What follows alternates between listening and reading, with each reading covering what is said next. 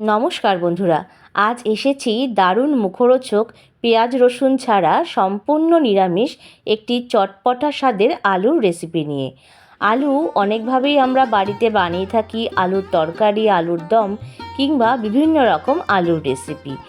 সেই সব রেসিপির মধ্যেই এই রেসিপিটি বানাতে কিন্তু যেমন খাটনি কম তেমন সুস্বাদুও হয় খেতে। বাড়িতে যদি মাছ মাংস ডিম কোনোটাই না থাকে তখন এইভাবে এই রেসিপিটি বানিয়ে নিতে পারেন। তার জন্য এখানে 3-4টে মতন আলু নিয়ে ভালোভাবে টুকরো করে ধুয়ে নিয়েছি। এখন কড়াইতে আমি 2 চামচ পরিমাণে সর্ষের তেল গরম করে এবার আলুগুলোকে ভাজতে দেব। আশা করছি আজকের রেসিপিটি সকলের ভালো লাগবে। যদি ভালো লেগে থাকে লাইক, শেয়ার এবং কমেন্টস করবেন। আর নতুন বন্ধুরা চ্যানেলটিকে সাবস্ক্রাইব করে আমার প্লিজ পাশে থাকবেন। সম্পূর্ণ আলুগুলো দিয়ে নেওয়া হয়ে গেলে এখন এতে 1/2 চামচ পরিমাণে হলুদ আর 1/2 চামচ পরিমাণে লবণ দিলাম। এখন আলুগুলোকে উল্টে পাল্টে নাড়াচাড়া করে নিয়ে বেশ ভালোভাবে লালচে রং ধরিয়ে কিন্তু ভাজতে হবে। আলুটা নাড়াচাড়া করে ভেজে নিতে মোটামুটি 4 থেকে 5 মিনিট মতন সময় লাগবে। প্রথম 2 মিনিট এটাকে হাই ফ্লেমে দিয়ে নিতে হবে, তারপর লো ফ্লেমে এটাকে দিয়ে দিতে হবে। এখন আমি 2 মিনিটের জন্য ঢাকনা দিয়ে ঢেকে দেব।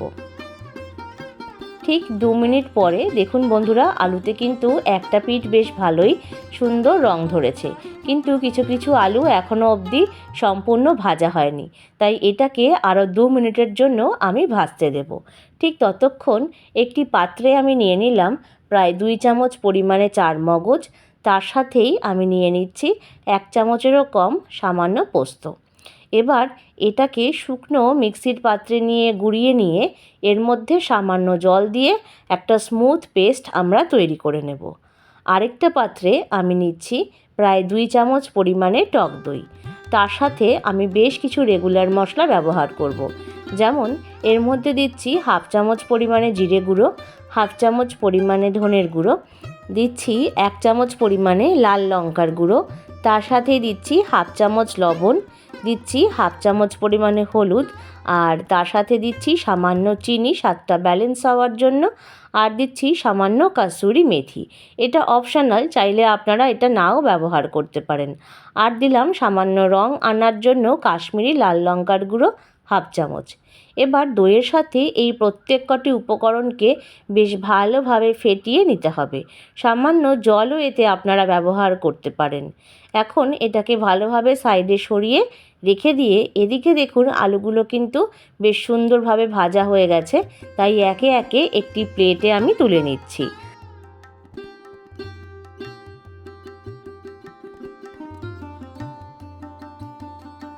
সম্পূর্ণ আলুগুলো তুলে নেওয়া হয়ে গেলে এর মধ্যে আমি দিচ্ছি সামান্য পরিমাণ একটু সাদা জিরে, আর তার সাথে দিচ্ছি একটা তেজপাতাকে ফাটিয়ে, আর এর মধ্যে দিচ্ছি 3-4টে মতন এলাচ আর 2টো লবঙ্গ। এবার এই উপকরণগুলোকে বেশ ভালোভাবে নাড়াচাড়া করে সামান্য ভাজা হতে দেব। তারপর টক দইয়ের সাথে যে মশলাটাকে আমরা ফেটিয়ে রেখে দিয়েছিলাম সেটাকে আমি দিয়ে দিলাম। এখন এই মশলাটার সাথেই আমি দিয়ে দিচ্ছি 1 চামচ পরিমাণে আদা বাটা। এই প্রত্যেক কটি উপকরণকে এখন বেশ ভালোভাবে নাড়াচাড়া করে কষিয়ে নিতে হবে। যতক্ষণ না অবধি মশলা থেকে তেল ছেড়ে আসছে ততক্ষণ অবধি কিন্তু এটাকে ভালোভাবে নাড়াচাড়া করে কষতে হবে। মোটামুটি 2 থেকে 3 মিনিটের জন্য এটাকে ভালোভাবে আমরা কষিয়ে নেব এবং তেল ছাড়া অবধি অপেক্ষা করব। আজকের রেসিপিটা কে কোথা থেকে দেখছেন বন্ধুরা কমেন্ট বক্সে জানাতে কিন্তু একদম ভুলবেন না। যখন তেল ছেড়ে আসবে তখন এর মধ্যে সামান্য পরিমাণে একটু ফ্রোজেন মটরশুঁটি আমি দিয়ে দিলাম। চাইলে এটা আপনারা নাও দিতে পারেন, তবে মটরশুঁটি দিলে আলুর এই রেসিপিতে কিন্তু দারুণ স্বাদ হয়। এখন এটাকে ভালোভাবে নাড়াচাড়া করে আমাদের কষিয়ে নিতে হবে, যাতে মটরশুঁটিগুলো বেশ সুন্দরভাবে ভাজা হয়। সামান্য পরিমাণ মশলার পাত্র ধুয়ে জল দিলাম, যাতে মশলাটা তলায় না ধরে যায়। এখন ভালোভাবে এটাকে কষিয়ে নেব। যখন সম্পূর্ণ কষিয়ে নেওয়া হয়ে যাবে তখন যে পোস্ত এবং চারমগজের পেস্টটা ছিল সেটা আমি এর মধ্যে দিয়ে দিলাম।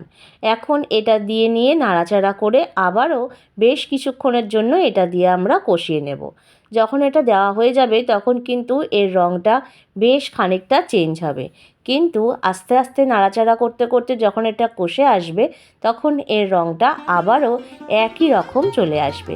দেখুন বন্ধুরা, কালারটা কিন্তু বেশ সুন্দরভাবে চেঞ্জ হচ্ছে, আর দেখুন আস্তে আস্তে তেলটা ছেড়ে আসছে। যখনই সম্পূর্ণ তেলটা মশলাটার থেকে ছেড়ে যাবে তখনই বুঝবেন আমাদের মশলাটা কিন্তু সম্পূর্ণভাবে কষিয়ে নেওয়া হয়ে গেছে। তো এই রকম আলুর দমের রেসিপি দিয়ে কিন্তু বেশ লুচি, পরোটা বা ফ্রাইড রাইস, কুলচা খেতে দুর্দান্ত লাগে। আপনার কাদের কোনটা পছন্দ অবশ্যই কিন্তু কমেন্ট বক্সে জানাতে ভুলবেন না। মশলাগুলো কষে যাওয়াতে আমি আলুগুলো দিয়ে দিয়েছি। তারপর এটা দিয়ে বেশ ভালোভাবে নাড়াচাড়া করে একবার কষিয়ে নেব।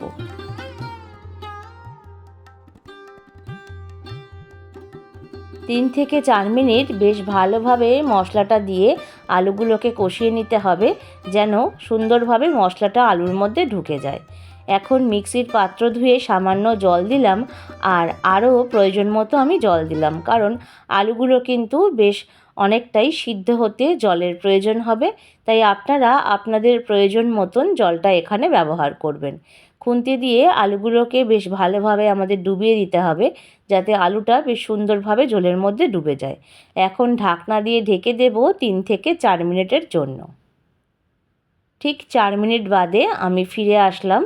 দেখুন বন্ধুরা, আলুর থেকে কিন্তু বেশ সুন্দরভাবে অনেকটা জল ছেড়েছে, আর আলুটা বেশ খানিকটা সেদ্ধ হলেও পুরোটা কিন্তু এখনও সেদ্ধ হয়নি। একটা খুন্তির সাহায্যে আমি দেখালাম, তাই ঢাকনা দিয়ে আরও 2 মিনিটের জন্য আমরা ঢেকে দেব। আরও 2 মিনিট বাদে আমি ঢাকনাটা সরিয়ে দিলাম। দেখুন বন্ধুরা, আলুর দমের রঙটা কিন্তু বেশ সুন্দর এসেছে, আর উপর থেকে বেশ সুন্দরভাবেই তেলটা ছেড়ে গেছে। তার মানে আমাদের এই রেসিপির সম্পূর্ণ শেষের দিকে আমরা চলে এসেছি। এখন এর মধ্যে আমি দিচ্ছি উপর থেকে সামান্য কুচিয়ে নেওয়া ধনেপাতা, যা এই রেসিপির স্বাদকে কিন্তু একটি অন্য রকম মাত্রা এনে দেয়। ভালোভাবে এটাকে একবার এখন নাড়াচাড়া করে নিতে হবে। 1 থেকে 2 মিনিট বেশ ভালোভাবে ফুটে উঠলে এখন এর মধ্যে দিচ্ছি 1 চামচ পরিমাণে ঘি।